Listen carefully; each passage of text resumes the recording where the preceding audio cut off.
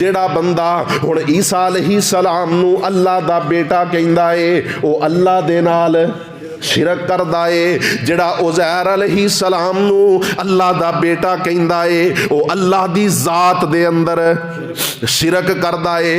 ते जेड़ा बंदा कवे कि मुहम्मद सल्लल्लाहु अलैहि वसल्लम नूर मिन नूरिल्लाह अल्लाह दे नूर चो पैदा होए ने, ये बंदा भी शिरक करदा है। क्योंकि अल्लाह फरमांदे ने लम यलिद व लम यूलद।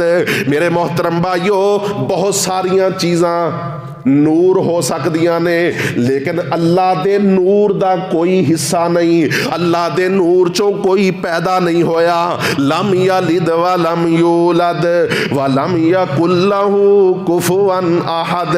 ईसाई ईसा अलैहिस्सलाम नू अल्लाह दा बेटा कहन ते असीं आने आ ये शिरक करते ने।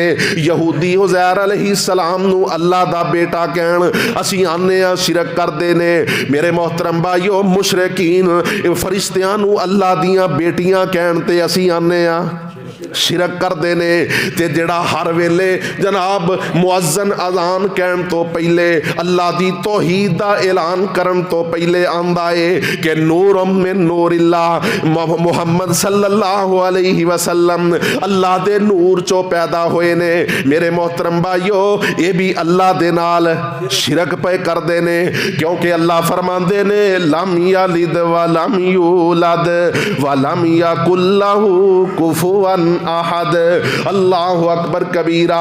मेरे मोहतरम भाइयों, ये बात अकीदे दी है, भावें कड़वी है, गल अकीदे दी है, भावें कड़वी है, लेकिन मेरे मोहतरम भाइयों इसे तौहीद वास्ते अल्लाह दी जात दे अंदर किसे नू शरीक ना कीता जाए, इस गल पिछे अल्लाह दे नबियां नू सूली लटका दिता गया, इन्हां नू पत्थर मारे गए।